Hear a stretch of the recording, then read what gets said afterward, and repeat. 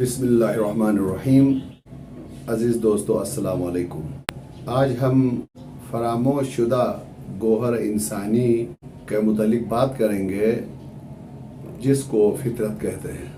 ہم جس معاشرے میں زندگی گزار رہے ہیں وہاں بہت سے حقائق مسخ ہو چکے ہیں اور الفاظ کے حقیقی معانی کی جگہ ان کے ثقافتی اور کلچرل معنی جاگزین ہیں۔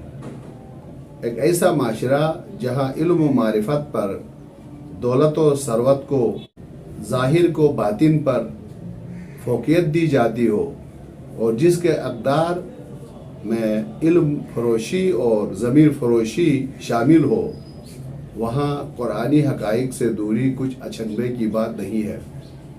دین شناسی سے دوری اور مادہ پرستی کے نتیجے میں ایک اہم قرآنی موضوع جو اجتماعی کش فہمی کی نظر ہوا ہے وہ فطرت کہلاتا ہے۔ فطرت قرآن مجید کی اہم ترین موضوعات میں سے ہے اور قرآن مجید کے مطابق انبیاء کرام علیہ السلام کی تعلیمات اور تربیت کا مقصد اور محور ہی انسان کی تربیت ہے، انسان کو اس کی فطرت کی طرف پلٹانا ہے۔ انبیاء کرام علیہ السلام اور اوصیاء ائمہ علیہ السلام انسانوں کے اندر چھپے ہوئے جوہر انسانی کی شناخت دریافت کروانے اور ان کی تربیت کرنے آئے تھے۔ اگر انسان کی فطرت جس پر اللہ نے پیدا کیا تھا زندہ ہو جائے تو اس کی ذات خود علم و حکمت کا سرچشمہ بن جاتی ہے اور اس سے علم و معرفت کے چشمے جاری ہو جاتے ہیں۔ آدم کو انسان بنانا ہی انبیاء کا ہدف زندگی تھا اور یہ کام انبیاء کے سوا کوئی بھی شخص نہیں کر سکتا۔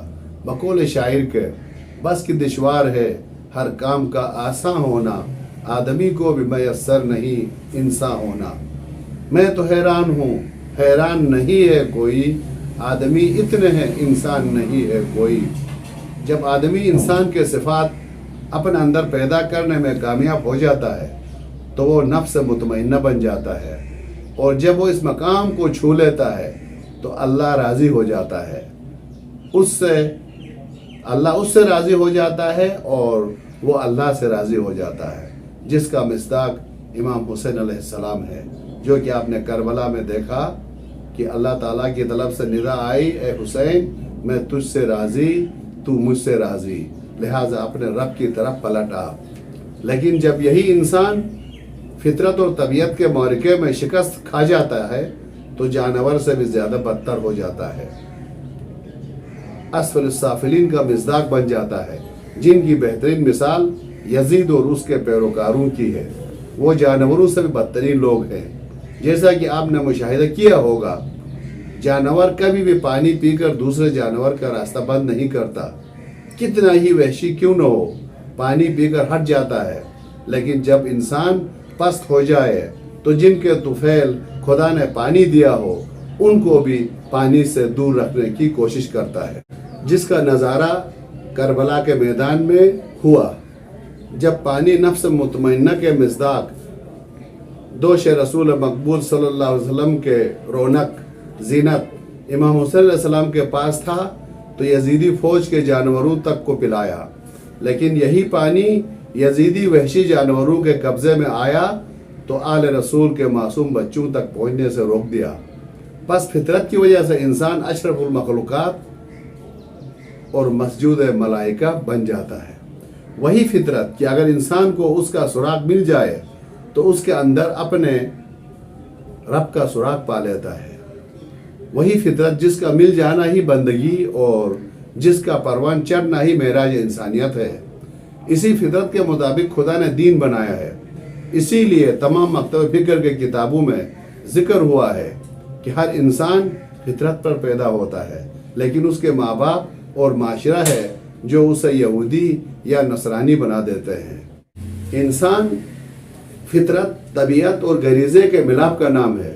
جس میں فطرت نہ ہو بلکہ طبیعت و غریزہ ہو وہ حیوان ہے، جس کے اندر فقط طبیعت ہو وہ غریزہ بھی نہ ہو وہ جمادات ہے۔ انسان کے اندر بھوک پیاس ایک غریزہ ہے، شہوت بھی ایک غریزہ ہے۔ اللہ تعالیٰ نے پیدائشی طور پر یہ چپ انسان میں ڈال دی ہے کہ یہ پیدا ہوتے ہی اس کا احساس ہو، پھر آہستہ آہستہ یہ غریزہ زندہ بیدار خود بخود ہو جاتا ہے۔ اب انسان کے اختیار میں دے دیا ہے کہ انسان طبیعت اور غریزے کی پوجا کیے بغیر فطرت کو فوقیت دے، اشرف المخلوقات بن جائے۔ باقی چیزیں انسان، حیوان اور جمادات میں مشترک ہیں۔ حیوانی صفات کو اجاگر کرنے کے لیے کسی استاد کی، کسی کی تربیتی ادارے کی ضرورت نہیں ہوتی ہے۔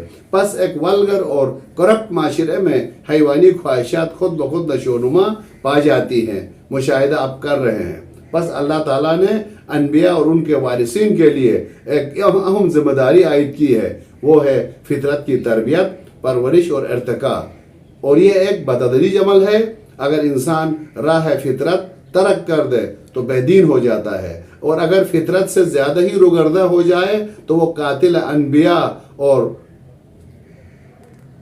اوصیاء بن جاتا ہے۔ انشاءاللہ تعالی ہم اگلے ایپیسوڈ میں، اگلے ایک دو ویڈیوز میں فطرت کی تربیت کے طریقوں پر بات چیت کریں گے۔ اللہ تعالی ہم سب کو فطری اصولوں پر چلتے ہوئے، اپنے فطری تقاضوں کو پورا کرتے ہوئے اشرف المخلوقات کے دائرے میں داخل ہونے کی توفیق دے اور حیوانی صفات سے ہمیں محفوظ رکھے۔ والسلام علیکم ورحمۃ اللہ وبرکاتہ۔